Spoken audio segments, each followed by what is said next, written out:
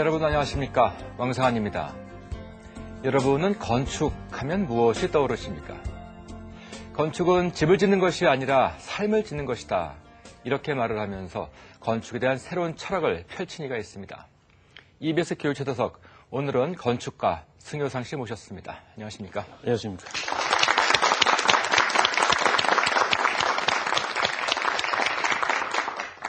예, 먼저 그 본격적인 질문을 드리기 전에요. 네. 그 선생님한테 건축이란 무엇인지부터 여쭤보겠습니다.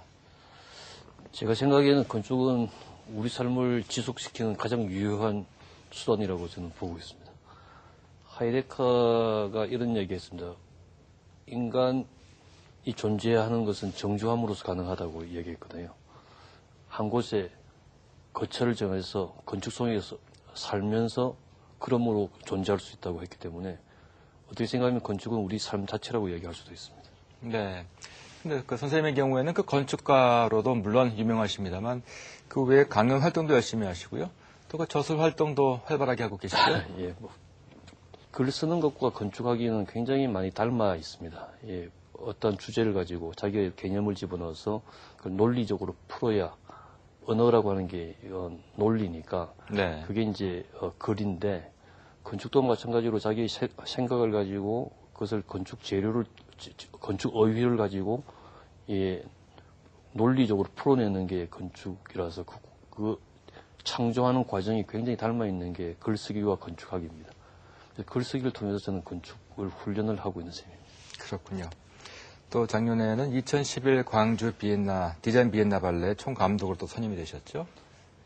예, 작년 3월에 선임되고 작년 6월부터 월급을 받기 시작했으니까 지금 일을 하고 있는 셈입니다.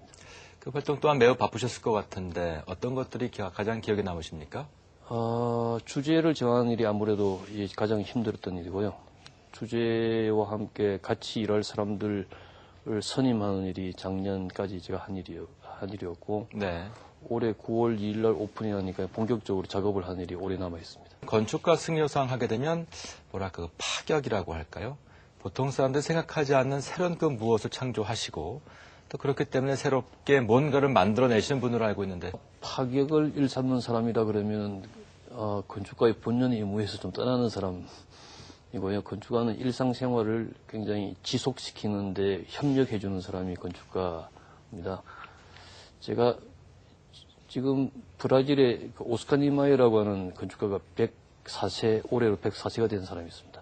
현역입니다. 네. 104세에 일을 하고 있다는 말씀이신 건가요? 여전히 왕성한 활동을 벌이고 있고 5년 전에는 100세 기념으로 새 장가까지 간 사람입니다. 저희 롤 모델이나 마찬가지입니다. 이분이 건축을 브라질 대표적 작가가 된 지가 굉장히 오래전입니다. 네. 젊을 때부터 브라질을 대표하는 건축가가 됐는데 지금 뭐 수십 년 동안 그 일상을 반복하고 있는 일이 저는 그게 굉장히 존경스럽습니다. 그 항성을 잃지 않고 작업한다는 일이 굉장히 어려운 일이죠. 예.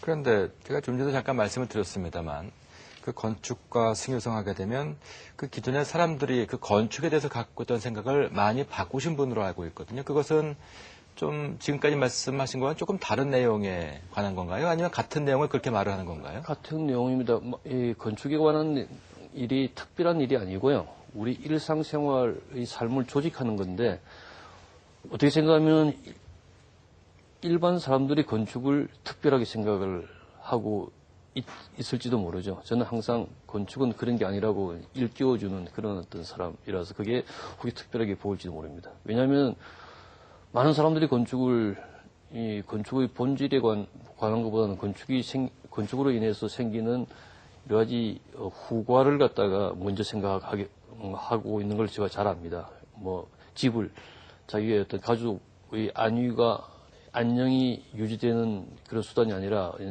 치부의 수단으로 부동산으로 이게 주장하는 분들이 꽤 많기 때문에 건축은 그런 게 아니라고 계속 제가 말씀을 드리고 있는 거죠. 그게 파격으로 보일지는 모르겠습니다만 저는 지극히 정상적입니다. 그러면 그 건축이 부동산이 아니라면 뭐라는 말씀입니까? 건축은 아까 서두에 말씀드린 대로 우리의 삶 자체고요. 어떤 장르적 형태로 말씀드리면 문화고 인문이고 뭐 그런 상황이 결코 물적 가치가 아니라고 하는 얘기입니다. 네.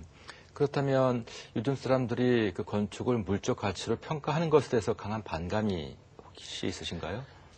만약에 건축을 물적 가치로 생각한다면 그 건축 속에 사는 그 자신이 물적 가치로밖에 자기 스스로를 그렇게 비하하는 것과 다름이 아닙니다.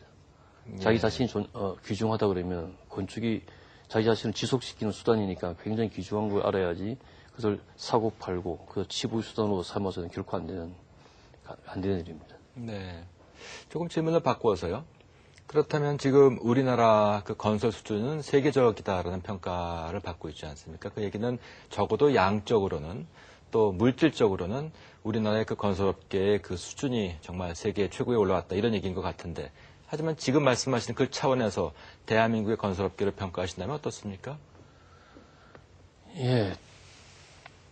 엔지니어링 그 측면에서는 괄목할 그런 어떤 실적을 올리고도 있고 세계에서도 세계 유수 현장에 가서도 굉장히 이 지도적 입장에 있는 것도 사실인데 전작 그 건설을 이루는 그 소프트웨어 즉 측면이라고 이야기할 수 있는 건축에서는 그게 너무 건설로 이 드라이브를 너무 많이 걸어 있어가지고 건축의 질적 수준은 굉장히 낙후되어 있는 것이 사실이라고 이야기하지 않을 수가 없습니다. 우리나라 건설 현장은 세계의 이 선두 수준이면서도 우리나라 세계 건축의 중심에 우리나라 건축이 속해 있느냐 하면 굉장히 의심스러운 부분이 굉장히 많습니다. 조금만 좀 구체적으로 말씀해 주실까요? 좀 추상적이신 말씀인 것 같아서요. 세계 건축을 이야기할 때 세계 건축 뭐 10대 건축, 뭐 20대 건축 하는 게 부질없는 이야기는 하지만 우리나라 현대 건축이 그게 속해 있느냐, 누가 거론하느냐 하면 아무도 거론하지 않고 있고요. 세계 건축에서 어떤 심포지움이나 여러 가지 어떤 회의를 할 때 한국의 건축에 대해서 주목하면서 이야기를 하는 사람이 있느냐 하면 그렇게 있지 않습니다. 네. 그럼에도 불구하고 한국에서 일어나는 건축의 물량은 그 빈도수나 밀도수를 따지면 세계에서 가장 많은 그런 탑 레벨의 수준에 있는 것도 사실이거든요. 그럼에도 불구하고 건축의 내용 자체는 그렇게 세계의 중심에서 볼 때는 중요하지 않게 생각되고 있는 게 사실이라서 이 괴리가 우리가